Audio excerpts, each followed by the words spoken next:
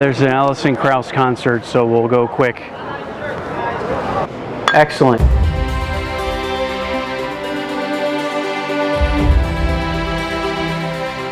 This is Tim bringing you words of grace today from Forest Hills Gardens under a beautiful tree. Not an apple tree, but I want an apple to give us a lesson today about the existence of God. And I want to start a new playlist that is entitled Food for Thought for Non-Believers. And we're going to use a little piece of fruit each time, or a piece of food, and I do also hope to recommend a local restaurant or eatery along the same line. So even if it doesn't appeal to you to think through these ideas for who God is and evidence for the existence of God, maybe you'll just tune in to see some good places to eat, get a coffee. What happens every time I drop an apple? Every time I drop, what happens? Ouch. It falls on my head. No, what happens? Something changed when that apple fell on my head, and you knew that because there is a certain reality to life. Every time you do something, there is an effect to what you do. Every time I drop this apple, oh, it will fall on my head. No, every time I drop this apple, it falls on the ground. It's as if it were a law, right? And Isaac Newton thought through that as he was sitting under an apple tree. These laws of physics happen with such precise detail and consistency that you can actually call it a law. We call them a law of gravity. Okay, so my question for you who maybe question the existence of God is why? Why does that happen?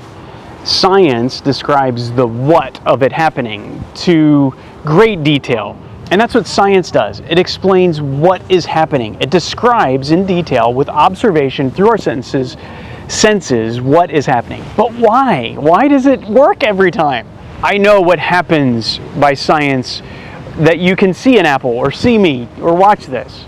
You're perceiving reality through the eyes opening and seeing the light and your brain's interpreting what's happening around you to understand what reality is. But let me encourage you to get to the how that happens or why it happens every time just like that, and not just what is going on. What is the why? There is a logical conclusion. I believe it is that God made it this way. That there is someone with skill who set things up this way. I don't think there's a better one. The idea that there was an explosion that normally would cause chaos and disarray is what set in motion all these laws through which we can set our clocks, that we can look at the solar system and see the amazing precision and skill of this. Science describes the what, but I believe that the Bible gives us the why, how this works. This works because God set it up this way. And the precision of a maker, the skill of a maker is demonstrated by the precision and skill of what he has made. Just like a watch reflects the watchmaker. The Bible says that the heavens right now are declaring the glory of God. You can see it through the dropping of an apple. Every time you drop the apple, it doesn't fall on my head, it falls to the ground. The eternal power and deity of God is seen in creation. And I would welcome you to start reading it. Reading this Bible that shows us the message of God, that tells us more about what he's made. That's just one quick argument for the existence of God that I think goes beyond the science of observation to the reality of the why. Think deeper than just describing what is happening to why would this ever happen in the first place, and why is it so consistent? Someone had to put this together, not just a grand cosmic accident, but a creator who loves you and wants to talk to you and wants you to read about him in his word. All right, I have another recommendation for you today. Not just an apple a day keeps the doctor away. So food for thought. Let's go to coffee. There's an Alison Krauss concert, so we'll go quick.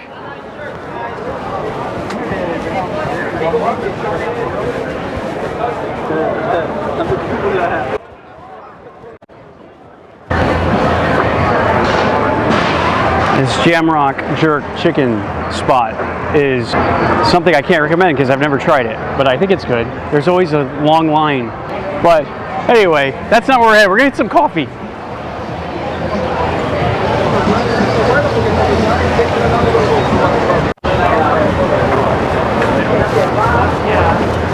I gotta find a spot.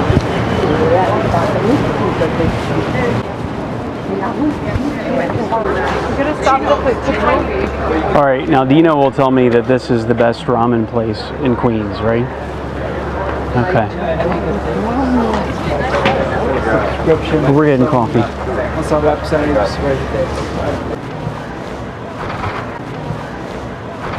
I like coffee all through Manhattan, but I love this as far as Queens goes. All right, so we're at the Red Pipe Cafe, and local business here in Forest Hills, Queens. Best coffee in Queens. Got a great hot cup here, thank you. But the thing I love is their cold brew. This takes 12 hours. Ice water goes in here, drips 12 hours to get your cold brew for the day.